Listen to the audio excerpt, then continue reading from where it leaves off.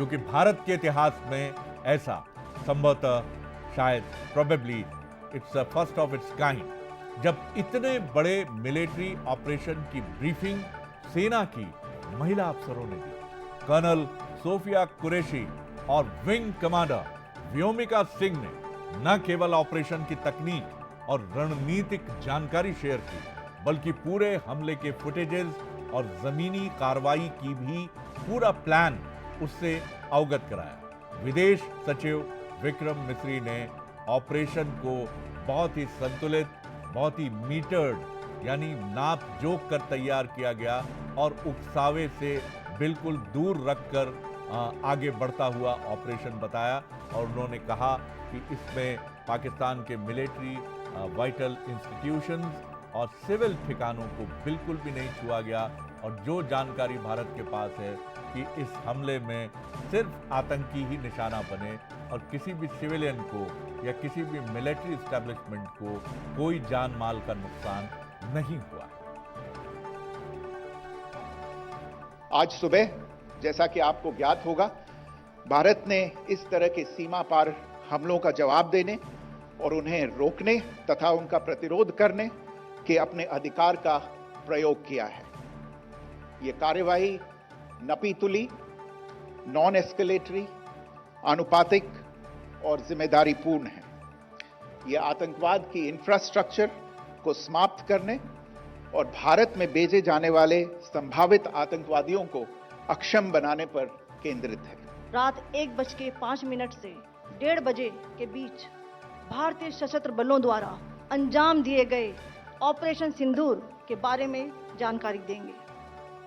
Operation सिंदूर 22 अप्रैल को पहलगाम में हुए विभत्स आतंकवादी हमले के शिकार मासूम नागरिकों व उनके परिवारों को न्याय देने के लिए लॉन्च किया गया था। इस कार्रवाई में 9 टेररिस्ट कैंप्स को टारगेट किया गया और पूरी तरह से इसे बर्बाद किया गया। पाकिस्तान में पिछले 3 दशकों से टेरर इंफ्रास्ट्रक्चर का निर्माण हो रहा है। इसमें recruitment, indoctrination centres, training areas व लॉन्च पैड शामिल थे। तो ये बड़ा सवाल है कि महिला अफसरों के जरिए प्रेस ब्रीफिंग क्यों कराई गई। सिंदूर ऑपरेशन पर एक क्लियर मैसेज भारत देना चाहता है कि भारत ने नारी शक्ति की अहमियत को न वो सिर्फ समझता है, बल्कि वो दुनिया को भी ये बताना चाहता है कि हम किस तरह से गैर बराबरी नहीं करते। हमारे यहाँ इक्वालिटी बिल्कुल लागू है।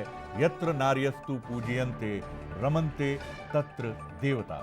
और ये कॉम्बिनेशन भी बहुत दिलचस्प था कि एक मुस्लिम सैन्य अधिकारी और एक हिंदू महिला ऑफिसर के जरिए व्योमिका सिंह जो विंग कमांडर हैं और कर्नल सोफिया कुरैशी, और इनका ताल्लुक, कर्नल सोफिया कुरैशी का ताल्लुक मध्य प्रदेश के छतरपुर जिले के नौगांव से भी है, जहां उनके फैमिली मेंबर्स भी हैं।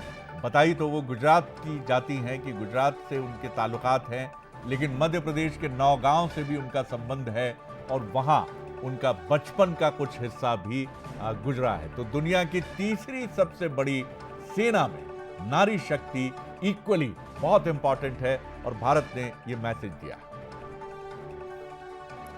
बढ़ेंगे अगली खबर की तरफ। ऑपरेशन सिंदूर को अंजाम देने के बाद जब अगली सुबह छतरपुर के नौगांव में चच्चा कॉलोनी में जमकर पटाखे फूटे, जिसकी बात हम कर रहे थे, और जश्न भी मनाया गया। क्यों ना मनाया जाए, आखिर वहीं से तो आती है कर्नल सोफिया कुरैशी।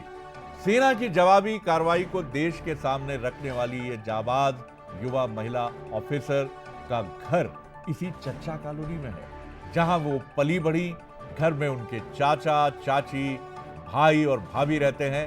सोफिया के परिवार के सदस्य सेना की इस कार्रवाई पर गर्व महसूस कर रहे हैं और पाकिस्तान को लेकर अपनी राय बहुत साफ तौर पर रखते हुए कहते हैं कि पाकिस्तान अपने नापाक इरादों में कभी कामयाब नहीं होगा।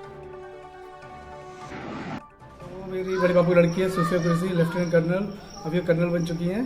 तो उन्हें ये लीड कर रही हैं ये पूरा ऑपरेशन को, सिंदूरी ऑपरेशन, सिंदूर ऑपरेशन लीड वही कर रही हैं। सोफिया कुरैशी की शिक्षा कहाँ से हुई है? ये GT स्कूल से हुई है 1 से 5 तक नौगांव में। जी नौगांव में। कैसा फील कर रहे हैं आप लोग? हमको फील है पूरे नौगांव शहर को है, पूरी दुनिया को, इंडिया को फील है, प्राउड है कि एक लड़की है नौगांव की बेटी इतना काम कर रही है।